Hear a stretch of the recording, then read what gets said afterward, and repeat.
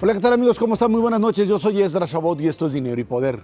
El presidente Enrique Peña Nieto presentó su primer informe de gobierno en el cual hizo un recuento de los principales logros de su administración.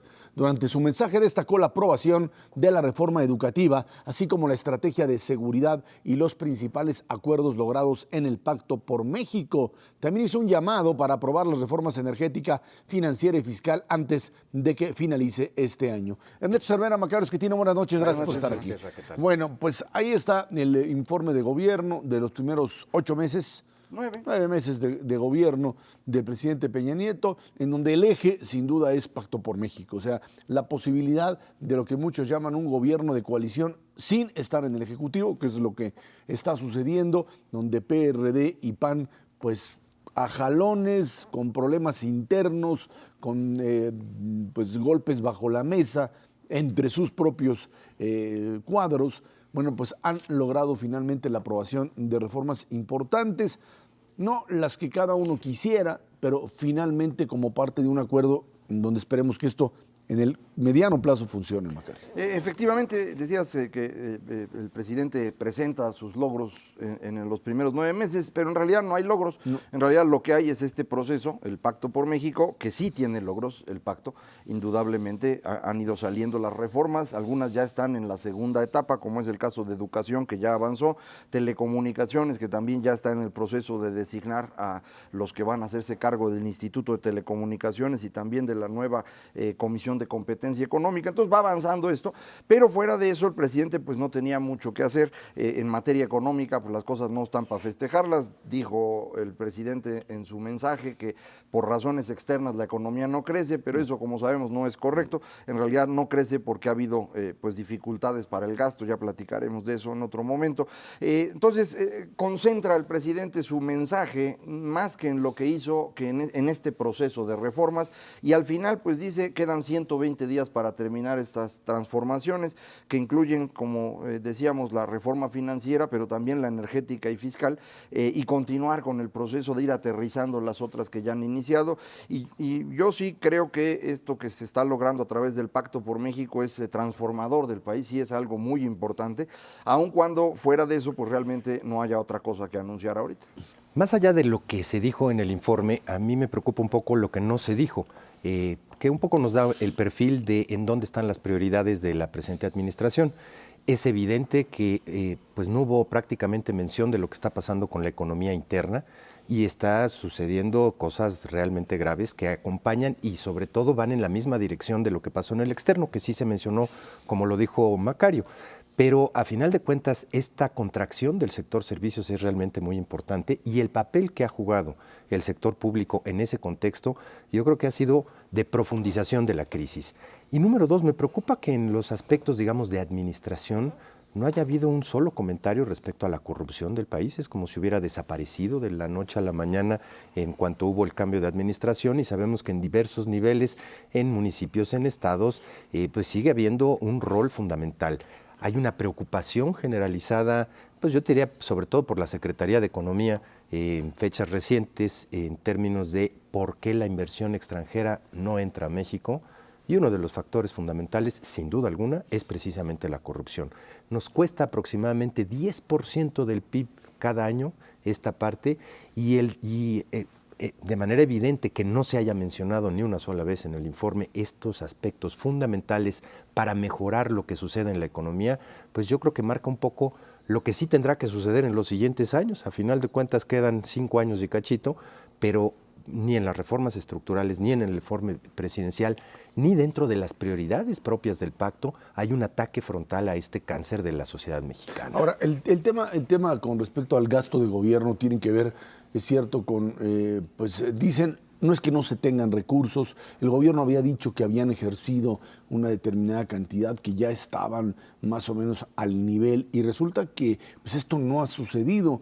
Hay un problema serio en términos de lo que aparece en los numeritos que dicen ya lo gastamos y lo que realmente se ejerce, y esto como consecuencia me decían algunos, de la dificultad que se sigue teniendo para ejercer el gasto. Como se tiene tanto miedo de que estos mecanismos de corrupción terminen llevándose una buena parte del ejercicio del gasto público, entonces todas las reglas que le metieron para amarrarle las manos hacen que nadie quiera firmar papeles, porque esto implica, por lo menos no de aquellos recursos que vayan a ejercer o que directamente ellos no vayan a ejercer, porque entonces al rato el responsable de que esos recursos se hayan utilizado mal es aquel que firmó primero, un oficial mayor, uno de estas figuras que tiene la capacidad de decidir, y no aquel que directamente fue el que cometió el abuso. Y esos son problemas de normatividad que parecería ser, estaban superados, y que realmente en esta lucha entre combatir a la corrupción o ejercer eficazmente el gasto estamos totalmente atorados.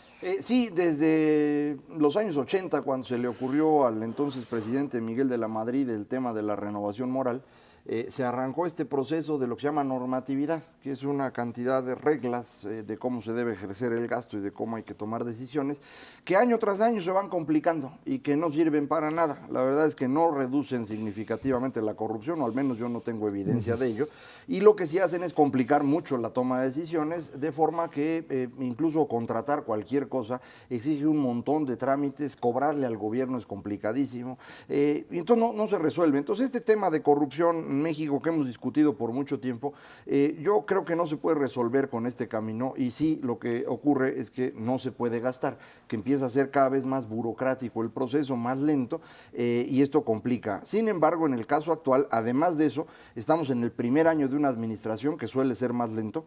Hubo además un cambio de partido en el gobierno, del PAN al PRI, y el gobierno anterior, desde julio, que se hizo la elección y supo que había perdido, se dedicaron a ir cerrando los cajones y verificando que no se les quedaba nada muy mal hecho, y entonces el gasto se cae desde agosto del año pasado. Entonces ya llevamos un año completo en que el gasto del gobierno viene cayendo, y eso eventualmente se nota en muchas áreas, y lo estamos viendo incluso en el PIB. Si uno ve el comportamiento en el PIB del gasto del gobierno, es un número negativo al mes de junio, y los datos de julio, que apenas tenemos los de finanzas públicas, tampoco son mucho mejores. Ahora, en ese sentido, el informe del presidente Peña Nieto, decíamos, es más un proyecto a futuro. Ahí están los grandes desafíos que está planteando en términos de reforma financiera y la aprobación de la misma, de reforma hacendaria, al rato platicamos también de eso, el tema específico, digamos, de las reglamentaciones de estas reformas en el área de telecomunicaciones, que ahí van a estar otra vez, vas a tener ahí una movilización distinta, mientras que en el asunto energético vas a tener enfrentados otra vez a los sectores de la izquierda que no están de acuerdo con aperturas de ningún tipo, frente a aquellos que asumen que es necesaria esta apertura para hacer crecer al país. En el de telecomunicaciones vas a tener enfrentados, no vas a tener en las calles, los vas a tener en las oficinas, tratando de idear mecanismos para evitar que los grandes monopolios, los grandes entes dominantes del área de telecomunicaciones se vean afectados, y es una lucha, creo, todavía más complicada. No, el mensaje es bastante claro, Ezra. Sin duda alguna, hay un llamado para que las fuerzas políticas traten de aprobar lo más rápidamente posible, en los mejores términos, durante este último trimestre del año, precisamente estas reformas estructurales. Nadie dijo que iba a ser fácil, sabemos que iba a haber muchísimos obstáculos, y más allá de que las fuerzas políticas puedan tener un proyecto en común bajo el manto del pacto, o en la Cámara de Diputados o en la de Senadores, existen muchos otros sectores de poder en el país cuyos intereses van a estar afectados precisamente por estas reformas estructurales, y que de ninguna manera van a tomarlo sentaditos, tomando el café, esperando a que venga la reforma estructural. Van a dar una batalla fuerte, y yo te diría, a final de cuentas veremos de qué cuero salen más correas. Lo hemos estado viendo durante estas negociaciones de la reforma educativa, de su ley secundaria, y en términos generales yo vería hacia adelante también un periodo muy álgido. Creo que en ese sentido fue un llamado tibio, fue decir, vamos a echarle ganas todos, cuando en realidad lo que se requiere es un llamado fuerte para decir, este país, si no se une verdaderamente en un cambio de fondo, independientemente de las reformas estructurales, va a estar difícil que salga. El punto positivo aquí es que las reformas, la reforma educativa, las leyes secundarias, fueron aprobados más allá, por supuesto, de las movilizaciones, etcétera, por una mayoría abrumadora en ambas cámaras, más allá de conflictos internos, de los sectores perredistas que en un lado y en otro votaron diferente, y el problema dentro de Acción Nacional en el Senado, en donde se pretendía también pues, presentar una resistencia, más por el conflicto entre Ernesto Cordero y, por supuesto, la propia dirigencia panista. El hecho real es que hay un aparato, digamos, generador de mayorías, no de consensos, que bueno, finalmente la democracia funciona con mayorías, no con consensos, y que pues si se continúa así tendremos una reforma energética en donde probablemente PRD vaya a votar en contra, pero vaya a asumir claramente que, bueno, pues eso es lo que se logró y el pacto siga funcionando un tiempo porque les conviene a todos, por supuesto al gobierno, también a las dirigencias de los partidos de oposición. El problema es simplemente cómo ellos pueden llegar a capitalizar eventualmente en términos electorales, ¿sí?, esta permanencia en el pacto, ¿no? Sí, estas reformas efectivamente son lo que debíamos haber hecho en los últimos 15 años, que no se pudo hacer y que ahora hay que hacerlas todas juntas y que permiten una gran cantidad de personas a su alrededor, un apoyo que no puede ser de todos, pero sí de una mayoría suficientemente amplia como para tener más de 2/3 partes de los votos en todas las leyes que se han estado discutiendo en las dos cámaras. Entonces, para eso está sirviendo este pacto. ¿Por qué no se pudo hacer esto en los 12 o 15 años anteriores?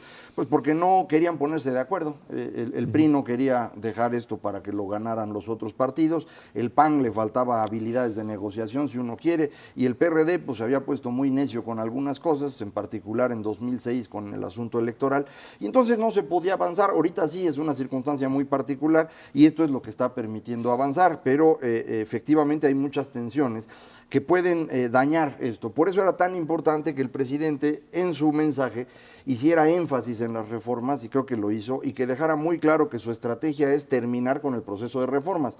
A lo mejor pudo haberlo hecho de una manera más fuerte, como dice Ernesto, pero yo creo que como lo dijo es suficiente. Era muy importante que dejara claro que él sigue para allá y que bueno, va con el pacto. Y es que el problema radica para la oposición en que estar dentro del pacto les resta una capacidad de crítica enorme, por lo menos la que deben tener. De repente ves grandes acuerdos, presencia de los partidos políticos con el gobierno acordando y saliendo de ahí pues tratando de generar algún tipo de crítica y de descalificación. Estamos de acuerdo con el pacto y con lo que se ha logrado, pero, y entonces aparece tanto Jesús Zambrano como Gustavo Madero diciendo, pero el gobierno no sirve, no ha funcionado, etcétera, etcétera, en algo que es pues lógico en un modelo democrático. Aquí hay una contradicción muy grande entre no en acuerdos coyunturales, acuerdos de momento, sino grandes acuerdos que se hacen entre todos y de repente la necesidad de seguir siendo oposición. No, bueno, pero yo no le veo contradicción en términos de lo que es la democracia. Precisamente se vale disentir para llegar a un proyecto común y no le vas a dar gusto a todo mundo, pero a final de cuentas sí tienes que firmar y tienes que decir, bueno, no se pudo todo lo que yo quería, pero pues en aras del beneficio del país en su conjunto, pues le entró, no cabe la menor duda.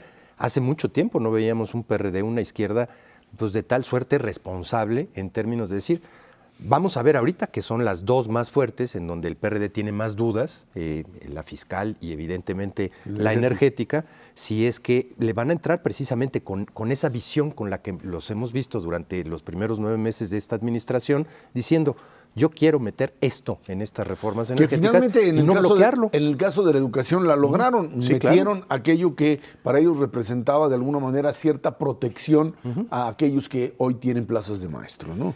Sí, lo que ocurre es que lo que tienen que hacer ahorita los partidos, reitero, es terminar este proceso de 15 años que no hemos logrado avanzar, y después de eso va a haber 5 años enteros para hacer toda la oposición que uno quiera.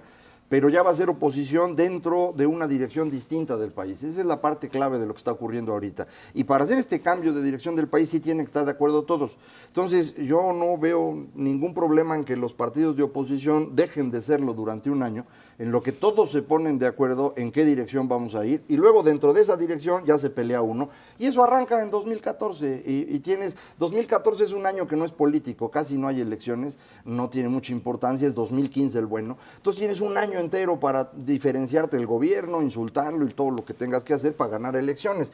Pero estos 120 días, como dijo el señor Peña Nieto, pues hay que concentrarlos en terminar de mover la dirección del país en otro rumbo. Sin restarle importancia a estas reformas que son fundamentales, pues a lo mejor 2014 en adelante también es una oportunidad para que nos pongan sobre la mesa qué tipo de país en cada uno de los sectores queremos, porque eso es otra cosa que me faltó en este informe. ¿Dónde está la política agropecuaria? ¿Dónde está la política industrial? En donde ciertas cosas que son fundamentales, que no tienen que ver con las reformas estructurales. A final de cuentas, tú puedes poner ciertas reglamentaciones y regulaciones y leyes, pero no estás definiendo de fondo qué plan específico tienes hacia adelante. Bueno, lo cierto es que hay ciertas prioridades y sobre esas hay que trabajar. se quisieron pues centrar. Veremos si tienen, uno, la capacidad política finalmente para aprobarlas y segundo, lo más importante, cómo se ponen en práctica, que esa es la parte más complicada de todo el asunto. Vámonos a una pausa y de regreso, específicamente reforma educativa, qué fue lo que se aprobó y cómo va a funcionar. Esto es Dinero y Poder.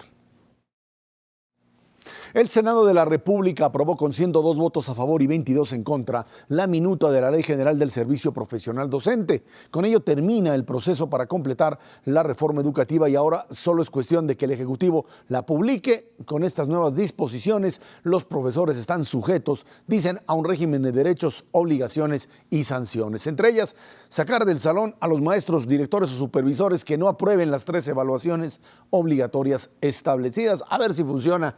Aquí en el estudio de Dinero y Poder nos acompaña Miguel Sekeli, director del Instituto de Innovación Educativa del TEC de Monterrey y ex subsecretario de Educación. Miguel, muchas gracias por estar aquí con nosotros. Al contrario, encantado como siempre. Una reforma educativa que pues trató de llegar, digamos, a la parte central básicamente de la evaluación de maestros. Quizá ese fue el punto, no sé si eso sea suficiente, hay quien en la crítica, no desde aquellos que apoyaban directamente a la coordinadora, pero otros decían es que habría que haber entrado más a, digamos, lineamientos para preparar a los maestros que entrar en un proceso sancionador de quitar a los que no saben. ¿Tú qué opinas? Yo creo que eso es un argumento válido, pero hay un espacio todavía para construir esos elementos. Dado que la ley lo que define es que se tiene que evaluar, que tiene que haber un proceso de profesionalización, pero le corresponde al INE, al Instituto Nacional de Evaluación para la Educación y a la SEP, definir exactamente cómo se va a hacer. Entonces no se puede decir aún que eso haya quedado descartado, pero hay que tener mucho cuidado de que sí se defina. Ahora, por otro lado, creo que en toda esta discusión a veces también se ha perdido un poquito el sentido al calor de los debates de qué realmente está aportando esta ley y de dónde venimos, porque venimos de un sistema, como ustedes lo saben muy bien y lo han comentado mucho, un sistema donde quien entra a la escuela a dar clases lo definía el sindicato, o el caso de la CENTE, la sección 22 y el CENTE a nivel nacional. Quien progresaba en la carrera, es decir, a quien se le daba un escalafón mayor, lo definía en gran medida el sindicato. Eso se rompe con esta ley. Es ilegal, de hecho, ya no puede hacerse de esa manera. Yo creo que eso es lo que explica la reacción tan violenta que hemos visto, particularmente en la Ciudad de México, porque es trastocar un interés muy, muy profundo. Y claro, eso, la manera como se expresa es, número uno, quien ingrese como maestro ya no hay pase automático de la normal, tiene que pasar un examen y un proceso de selección. Incluso en el periodo de los 2 años de transición. Exacto, que eso creo que es un elemento a resaltar que se ha dicho poco. Lo que establece esta ley es que los primeros 2 años el profesor o la docente va a tener todo un proceso de seguimiento muy puntual, asesorado, para que pueda entrar a la práctica, debe de venir preparado de la normal, pasó un examen, un proceso de selección, pero son 2 años en los que va a seguir recibiendo una preparación adicional, pero ya en la práctica. Y si después de esos 2 años no cumple con una serie de acreditaciones de evaluación, no puede seguir en el sistema educativo. Bueno, eso es un gran logro, porque antes alguien entraba al sistema educativo, egresado de la normal en automático, y se quedaba de por vida. Ya no hay que pasar ni una evaluación, ni un proceso de preparación, nada. Es un gran cambio. Ahora, claro, falta la implementación, que es todo un reto en sí mismo. Miguel, de alguna manera, una de las grandes aportaciones que ha tenido el propio sindicato y los disidentes es separar los asuntos laborales de los asuntos educativos. de alguna manera, el argumento fundamental es por qué no se le aplica a todos los servidores públicos, en cuyo caso, pues precisamente porque no se le aplicaba específicamente a los maestros. Pero ¿no nos seguirá estorbando esta parte de separar la parte laboral de la parte educativa? Hay un miedo terrible de algunos maestros que ni siquiera saben qué es lo que se aprobó y que creen que les van a quitar su plaza y que todo lo que ellos, digamos, inclusive los buenos maestros, porque sí los hay en este país, van a perder lo que ganaron. Sí, yo creo que definitivamente están muy íntimamente ligados los dos elementos, pero afortunadamente en México ya tenemos precedentes de que sí se puede lograr con éxito una transformación de este tipo, y el caso, por ejemplo, de lo que sucede con la profesión médica. Recordarán ustedes que en el 92, a principios de los 90, se plantearon dos descentralizaciones, la educativa y la de los servicios de salud, que también eran antes concentrados en el Estado. Había un solo sindicato de médicos. De hecho, después de esa descentralización, en donde sí se descentralizó también la representación sindical, o sea, sí hubo un cambio en materia laboral en ese caso, no hemos oído de doctores bloqueando carreteras o bloqueando casetas o haciendo manifestaciones, porque se volvió un problema de administración local que ya no tiene esa dimensión nacional. Y en el caso de los doctores, habrán visto, incluso hace poco algún tema hubo con el proceso de selección en donde aplican un examen para obtener su certificado y su plaza para poder ejercer. Para poder ejercer como médicos. Ya está totalmente internalizado. Y afortunadamente se logró despolitizar el tema de la contratación laboral, el aspecto laboral del aspecto sustantivo de un servicio público. Ahora, claro, se puede pensar lo mismo para otros sectores de gobierno. En el gobierno como tal, en la estructura básica del gobierno, sí hay un proceso similar que es el servicio civil de carrera. Tiene deficiencias, tiene por supuesto áreas de mejora, pero si lo ve uno en papel, tiene que presentarse un examen, se concursa con quienes apliquen al concurso de esa plaza y luego hay un proceso de evaluación anual. Se ha dado la implementación con muchos espacios de mejora, la verdad es que es muy perfectible, pero ahí está, sí es una realidad ese proceso. Miguel, una cosa que a mí me ha llamado la atención es que estábamos hablando de una reforma educativa y hemos acabado hablando nada más de los maestros y casi nada más de la evaluación, cuando en realidad es un proceso muchísimo más amplio. Es decir, parte del problema que a mí me preocupa mucho no es solamente quién va a dar clase y si está capacitado, sino como de qué va a hablar, mano, porque la currícula que tenemos es como del siglo XIX. Todavía en media superior siguen exigiendo programas en donde la explicación de las ciencias sociales parte del marxismo, que es algo un poco absurdo ya, pero eso es lo que se sigue enseñando porque no hemos cambiado esto. Entonces, fuera del asunto del profesor, ¿qué otros cambios relevantes hay en esta reforma educativa que tengan que ver con todo el proceso de enseñanza-aprendizaje? Sí, es un punto importantísimo. De hecho, yo pensé que tú eras marxista. Sí. Qué bueno que aclaras que no. Soy marxista de la corriente de Groucho.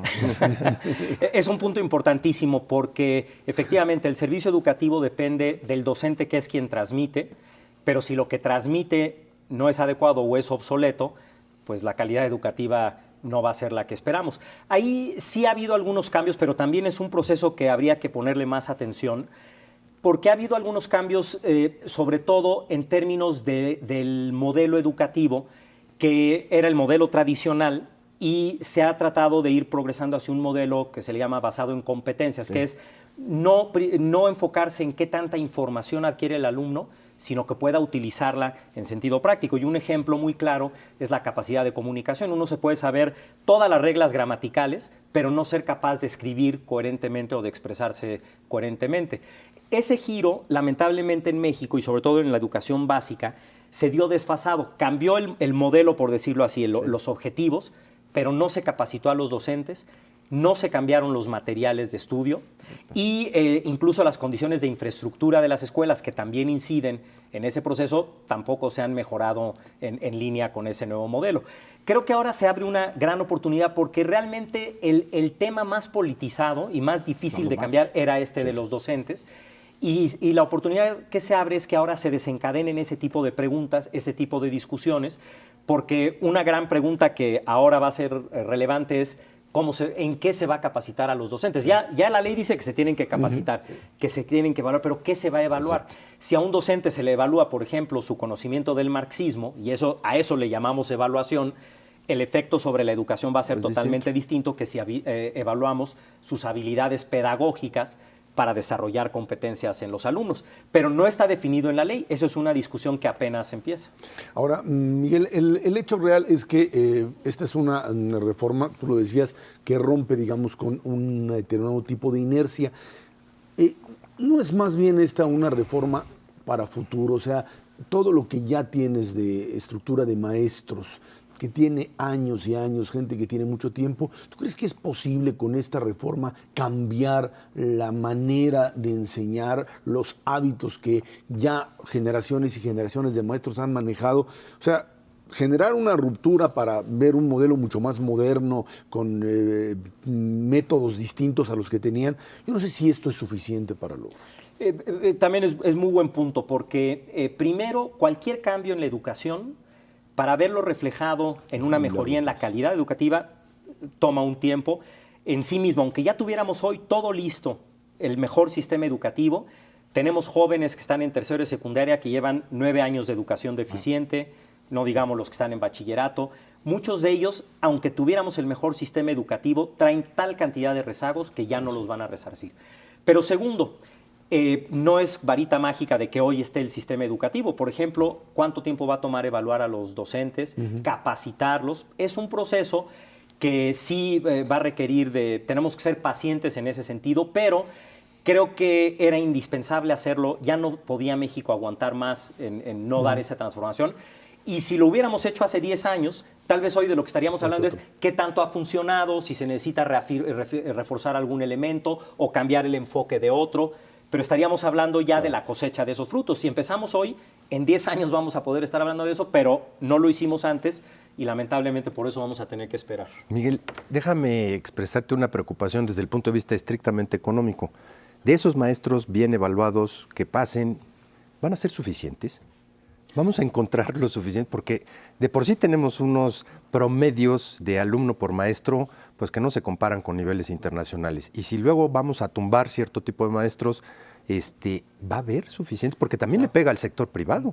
Por supuesto, también sí. se tienen que evaluar y te va a pegar pues, muy fuertemente en los sueldos y salarios del sector privado, no me refiero a los del sector público, pero necesariamente se va a generar una escasez importantísima de maestros en este país. Sí, nuevamente, importantísimo punto del que se ha hablado muy poco. Y de hecho, aquí hay por lo menos dos aristas muy importantes. La primera es que la ley, una de las cosas que no toca, toda ley es perfectible y a toda ley le podríamos haber pedido que hiciera X cosas, esta no la tuvo y no por eso es deficiente, pero no habla de las escuelas normales. Las menciona de pasada en una de las leyes, pero si no reformamos el sistema que forma a los docentes, entonces, claro, la ley lo que dice es, ya ha llegado el docente al sistema educativo, hay que capacitarlo, etcétera. Pero si llegara mejor formado, esas sanciones de evaluación, etcétera, serían mucho menos negativas. Entonces, no se habló de la formación de docentes. Y eso va un poco en la línea de este tema que mencionas. Pero el otro punto del que se ha hablado aún menos es que México está en una transición demográfica en donde, como ustedes bien saben, cada vez hay menos niños entrando a primaria y más jóvenes entrando a educación media superior. Y ahí no hay maestros. Y ahí no ha habido, ahí hay un gran cuello de botella. Y de hecho, países como los asiáticos que tuvieron un gran éxito en educación como Corea, una de las cosas que hicieron fue transformar a sus maestros de primaria y de secundaria al siguiente nivel, a que esos fueran los maestros de educación media, que estamos hablando de otro tipo de maestro, porque tratar a un niño de 6 años no es lo mismo que a uno de 17. Entonces requiere también todo un proceso de preparación. Ni a uno de 50, no te preocupes. Bueno, hay casos perdidos que ya es muy difícil. Marxistas, incluso, pero bueno. pero, y además, exacto. Pero eso es un gran reto que no se ha abordado todavía. Pero nuevamente son muchos temas, muchos elementos que requiere el sistema educativo. Si no transitábamos por pues ni siquiera podíamos hablar de estos otros. Y ya transitado se van a abrir muchas discusiones. Una muy importante, por ejemplo, es ¿qué va a pasar en un estado en donde muchos de los docentes no pasen esas 3 evaluaciones o esos 2 primeros años y ya no puedan entrar al sistema educativo? Bueno, lo que dice la ley es, en el caso de los que ya estaban, los pondremos en labores administrativas, en otro tipo de labores. Pero ¿quién va a pagar por la plaza que se necesita para seguir atendiendo a los niños? Eso no está resuelto. Claro, no era necesariamente la ley, estas 3 leyes, el espacio para hacerlo. pero es un punto que vamos a tener que se va a tener que definir en algún momento. Se le va a tener que dedicar un presupuesto muy considerable a ese proceso, ya sea para que se retiren los que quieran retirarse y los que no, poder reemplazar a ese maestro con otro. Y cuidado con ese asunto de que serán pasados a labores administrativas, porque a ver cuáles son las labores administrativas y qué incidencia tiene alguien que no puede ser maestro porque no tiene la capacidad de enfrentar a un grupo, pero que decidimos ya que sí sabe hacer cosas de administración, como si fuese algo secundario que no tuviese importancia. Incluso ¿no? aquí les comento una anécdota, porque realmente esto se puede convertir en un problema. Previamente a la Secretaría de Educación, yo tuve la oportunidad de trabajar en la Secretaría de Desarrollo Social, que cuando se conformó, se le asignaron partes de otras secretarías de gobierno, entre ellas las de funciones de la Secretaría de Desarrollo Urbano, en donde había, por ejemplo, topógrafos con los métodos del siglo pasado, de mediados del siglo pasado, que ya no son operativos ni siquiera. Había por lo menos tres plantas de un edificio en donde estaba este personal al que no se le podía ni retirar ni quitar su plaza tampoco, y no era, simplemente estaban protegidos por la ley. Entonces, no tenían materia de trabajo, pero iban todos los días, sus 8 horas, al edificio, y eso cuesta pagos de luz, pagos de renta del edificio, son toda una serie de costos. Ahí. Y simplemente estaban sentados ahí, pues porque no había de otra, era la única posibilidad. Son temas que habrá que resolver nuevamente. ¿Quién va a pagar todos esos costos? Ya ves, Macario, no nada más vienes a sentarte aquí. Nada más. Bueno, Miguel Sequeiri, muchísimas gracias de verdad por haber estado aquí con Al contrario, nosotros. un placer. Gracias, siempre, Miguel. muchas gracias. Vámonos a una pausa. Esto es Dinero y Poder. En los siguientes días, el gobierno federal presentará su propuesta de reforma fiscal. Sus objetivos, según dijo el secretario de Hacienda Luis Videgaray, son incrementar la progresividad del sistema impositivo para quien gane más, pague más. Dijo que otro de los objetivos es fortalecer la capacidad financiera de los 3 órdenes de gobierno y favorecer la simplificación combatiendo informalidad. Bueno, está fácil decirlo. Aquí el problema es que hay que empezar a pegarle a determinados grupos. O sea, los sectores, digamos, de clases medias y los que tienen menos poder adquisitivo le tienen pánico, y alguien diría con toda razón, a una elevación del IVA, porque en el corto plazo finalmente disparan los precios, reducen la capacidad de poder comprar cosas, tan sencillo como eso, ¿no? Y le pegan a los sectores, también a sectores que pues, no tienen capacidad económica para asumir el golpe. Segundo, aumentar el impuesto sobre la renta y quitar deducciones, por supuesto, le pega y le pega fuerte a aquellos, a la inversión, y por supuesto también a aquellos que tienen capacidad de ganar más. Esta discusión sobre si hay que ponerle más impuestos al que más gane o hay que ponerle más impuestos al que más gaste. Es muy complicado. Ajá. Bueno, en teoría no es complicado. En la teoría lo que dices es tú cobras impuestos al que gasta. Es decir, tú cobras impuestos al consumo y va a ser preferible. Eso es lo que dice la teoría. Pero en la vida real esto no es tan fácil de aplicar. Y menos porque viene uno de una estructura fiscal determinada y la tiene uno que mover. O sea, no tiene uno que poner un impuesto de la nada, sino mover una cosa que ya existe, y eso complica más las cosas. Algo muy interesante de esta reforma fiscal es que la verdad al momento no tenemos la más remota idea de qué es lo que realmente van a proponer. Y esto es muy útil porque en otras ocasiones nos han empezado a anunciar qué van a hacer meses antes, y para cuando lo quieren anunciar no sirve para nada. Entonces, una virtud de lo que ha ocurrido en el último año con el Pacto por México y todo lo demás es que nadie sabe qué van a hacer hasta que lo presentan, y eso permite que la discusión se concentre bien y que no empecemos a tener discusiones inútiles. Eso es una gran virtud.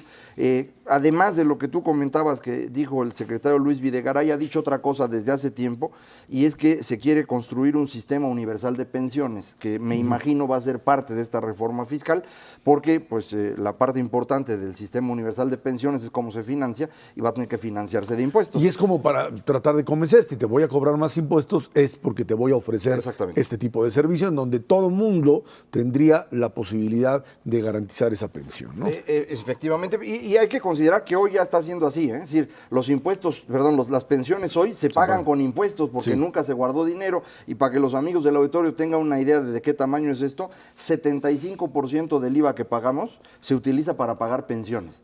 Entonces, efectivamente, el gobierno está muy restringido de recursos y por eso tiene que hacer estos arreglos. Te faltó la palabra poco. Perdón. 75% del poco IVA que se cobra en este país. Ahora, indefectiblemente tenemos que entrar en discutir precisamente la parte del IVA. No es una cosa que podamos posponer permanentemente. México es el país de América Latina que tiene la menor recaudación de IVA por mucho, y hay un problema serio en términos de decir, bueno, ¿a cuántos bienes y servicios de la canasta que está disponible hoy en día para cualquier familia mexicana no se les cobra IVA? Y es cerca del 50%. La mitad, que son alimentos y medicinas, simplemente no paga. ¿Y qué es lo que generas a través de eso? Generas cadenas productivas completas que pueden estar en la informalidad y ni cuenta te das, porque si no pagas IVA y eres uno de esos proveedores, la probabilidad de que pagues ISR o IETO es muy baja. Esa es la verdad de las cosas. Y número dos, tú traes ya puesto sobre la mesa una reforma energética en la cual implícitamente se está diciendo vamos a tener que modificar la carga fiscal a Pemex. ¿Y cómo vamos a sustituir esa parte de carga fiscal para dejar que Pemex pueda invertir, pueda ser una empresa eficiente? Lo tienes que sustituir con algún otro tipo de impuestos que te dé una permanencia en términos de garantizar ese gasto público.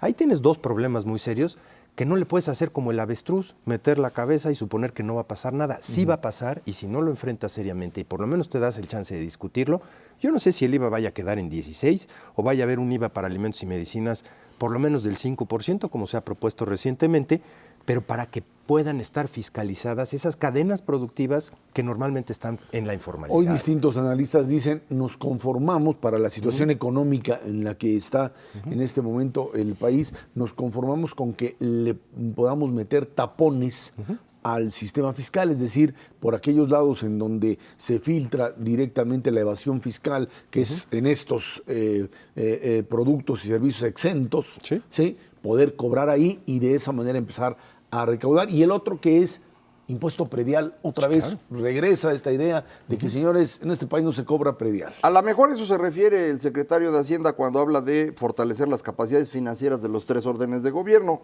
En el fondo, a lo mejor lo que quiere decir es a ver si los municipios y los estados ya recaudan algo, porque todos se lo cargan a la federación. Y uno de los espacios donde se puede es precisamente en el predial. En México recaudamos 0.2, 0.3% del PIB de predial y la recaudación en general en los países civilizados anda entre el 3 y el 4%.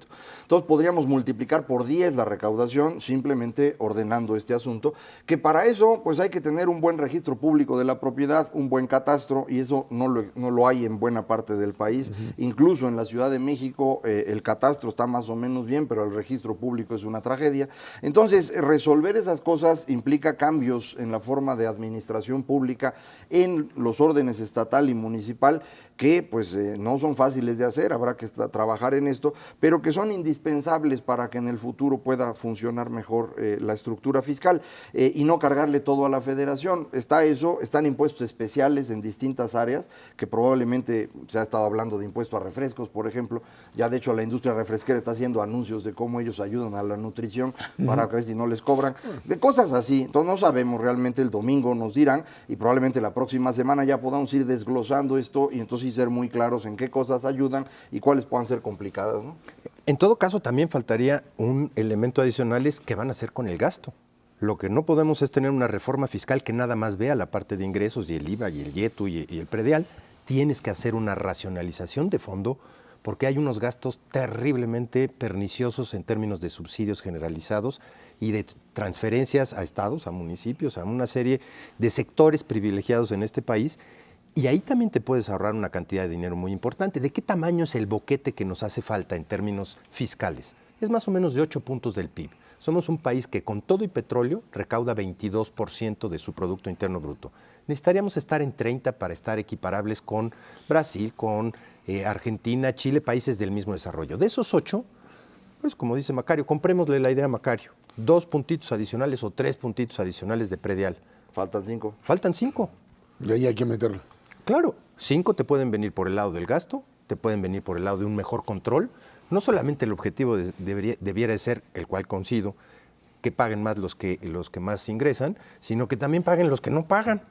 Y entonces sí, tendríamos un sistema mucho más eficiente. Entonces vamos a ver si economía informal entra dentro de este paquete. Vámonos a una pausa y de regreso platicamos con usted la economía internacional, lo que pasa en los Estados Unidos y la posibilidad del ataque a Siria cambian totalmente la visión que se tiene hoy de este planeta. Esto es Dinero y Poder.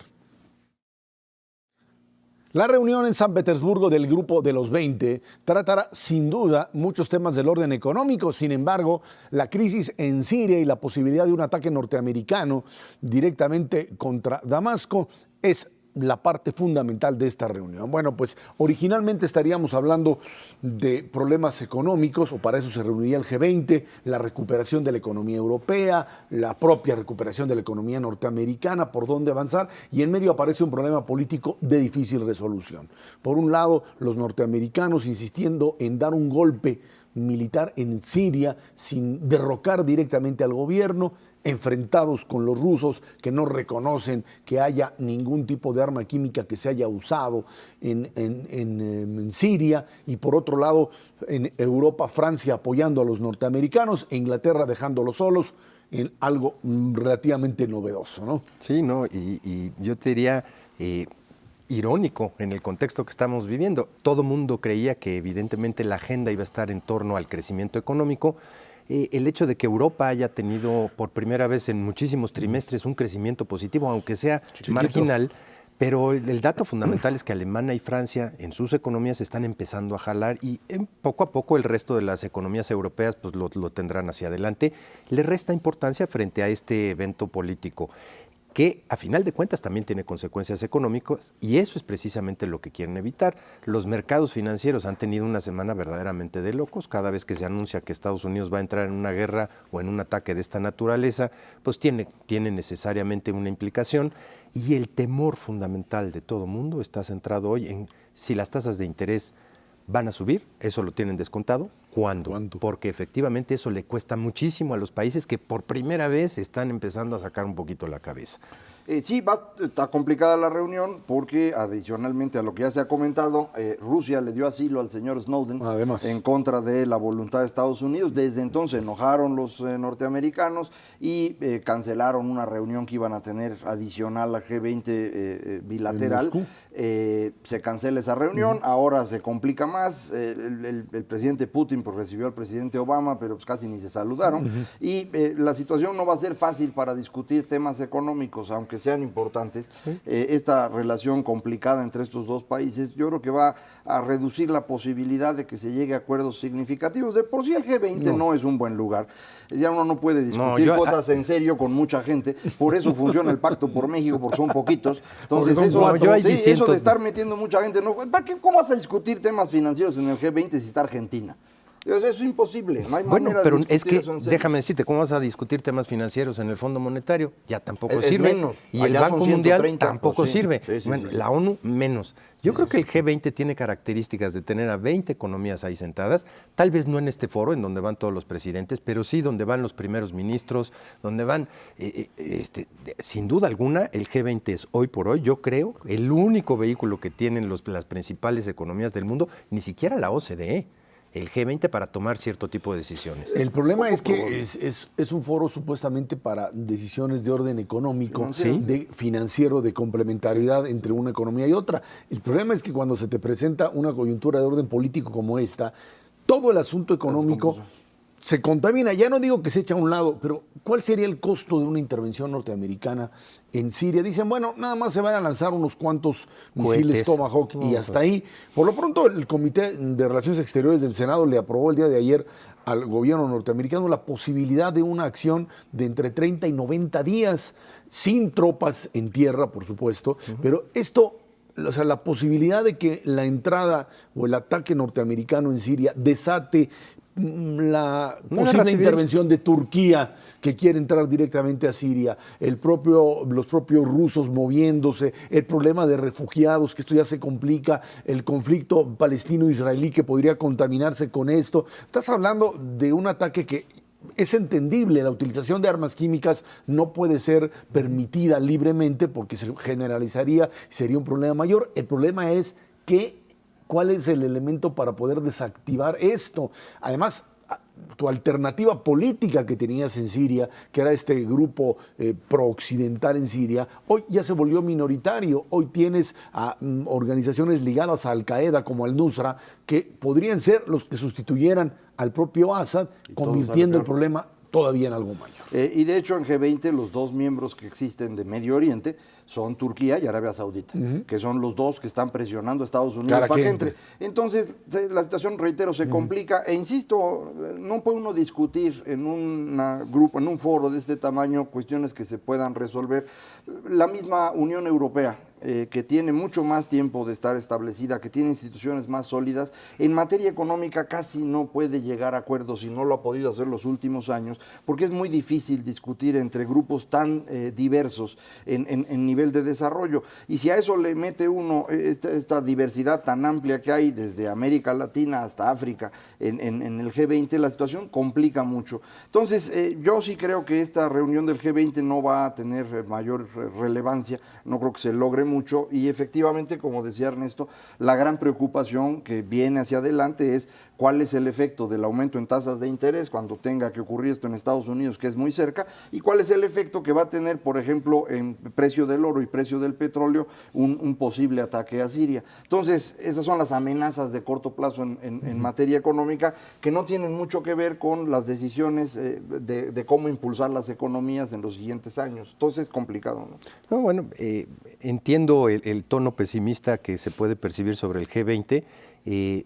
Básicamente, si no es en ese foro, yo veo realmente pocas posibilidades. ¿En los demás? En los demás, realmente muy pocas. Tal vez en algunos temas específicos, como pueden ser la parte de cuidado medioambiental o qué va a pasar con el petróleo o algunas otras cosas, sí se pueden poner de acuerdo algunos países y está difícil porque luego China y Estados Unidos no hacen caso de esas cosas. Pero de todas maneras, si no es en ese foro, ¿en dónde? Esa es la verdad de las cosas. Quizá uno de los problemas mayores es la posición que tiene la Unión Europea, y es que, por un lado... Ya no están de acuerdo ellos tampoco. Ese es el problema, que la Unión Europea dice, estoy saliendo... Está bien, pero dice, estoy saliendo de un proceso de recesión económica. No hagan olas. No hagan olas, no le muevan. El Parlamento inglés le dice al señor Cameron, no te metas en esto, deja a los norteamericanos solos. El gobierno francés tiene que hacer pues, uso de su instrumento de poder ir a una acción de esta naturaleza sin consultar. Hay un rechazo a un modelo de intervención en ese lugar. Lo que pasa es que los Estados Unidos están metidos en un callejón sin salida, porque no hacer nada representaría ya en este momento una terrible derrota para Obama, y además el banderazo de salida para que las armas químicas que están ahí puedan ser distribuidas libremente en Siria, bueno, por supuesto en Siria, en Líbano, como parte del conflicto, lo que sin duda pone otra vez las señales de alarma, y mientras no lleguen a un acuerdo, y creo que esta es la parte fundamental, si no se llega a un acuerdo con Rusia sobre qué hacer en Siria, no va a haber absolutamente nada que se pueda. No lo puedes resolver a punta de tomahawkazos. A ver, hace 15 años tuvimos un problema muy parecido, no es el mismo contexto, pero es muy parecido, en donde en los Balcanes había una guerra civil espantosa. Europa, que debía haber resuelto eso porque es parte de Europa, no se quiso meter, porque mira que aquello, los europeos llevan 20 años haciéndose tarugos con todo y quieren cargarle todo el costo de la administración de la paz mundial a Estados Unidos, y lo han estado logrando. Estados Unidos es el que carga con todo, y ahora otra vez le dicen, ahora tú resuélvelo, ¿no? Y además no solo resuélvelo tú, sino que nosotros votamos públicamente que no te vamos a acompañar. O sea, hazle como quieras. Hace 15 años, cuando Clinton decide entrar a resolver el asunto en los Balcanes, tenía la fortuna de que la Unión Soviética se estaba hundiendo, precisamente poquito después de la desaparición de la Unión Soviética y la construcción de Rusia. Ahora no, pero de cualquier manera hay que tener claro que Rusia ya no es una potencia relevante, y yo creo que es el momento... Excepto en la parte militar. No, ni siquiera en la parte militar. Yo creo que es el momento de que Estados Unidos empiece a tomar en serio que Rusia no es lo que fue la Unión Soviética y que empiece a actuar de una manera distinta. ¿Entonces con quién? ¿Con China? No, es que no tienes nadie enfrente. Estados Unidos no tiene a nadie enfrente con potencia militar similar a la suya. No sé por qué se andan angustiando. El único problema es que el interés, bueno, por eso los Estados Unidos pudieron actuar libremente en Libia, en todo el asunto de apoyar, o los franceses en Mali, sin ningún problema. Aquí tienes un problema de que hay bases militares rusas en Siria, y hay en Siria, y que eso genera un problema real sobre quién va a sustituir al gobierno de Assad, más la guerra civil interna entre sunitas y chiitas, lo que de verdad complica enormemente el escenario. En todo caso, además, los Estados Unidos tienen el problema de resolver internamente su problema de déficit, que si no le entran ahorita se va a volver una situación mayor. O sea, no estar en una situación como la que tenía Clinton en un momento determinado de pues mayor viabilidad en el orden económico, ¿no? Pero tampoco estaba en el mejor momento de la historia, en el arranque de Clinton. Él tiene un arranque complicado en materia económica. No es la misma situación de hoy, sin duda. Indudablemente no es la misma situación. Pero lo que sí quisiera yo que quede claro es que llevamos 15 años en este proceso en el cual todo el mundo se va haciendo chiquito, dejan solito a Estados Unidos y no hay manera de que se resuelvan estos problemas. Y el problema de la credibilidad, Macario, en donde una vez decidiste que había armas de destrucción masiva en donde no había. Y no había, ya nadie te cree en la siguiente. Esperemos que no sea el mismo asesor. Más o menos. Ernesto Cervera, Macarios Schettino, muchísimas gracias. Gracias a usted que nos ve, nos escucha aquí todos los jueves en 11 TV México, Dinero y Poder. Recuerde, estamos en la radio Noticias MBS en el 102.5 del FM de lunes a viernes de 5 a 7 de la tarde. Por nuestra parte, muchas gracias y muy buenas noches.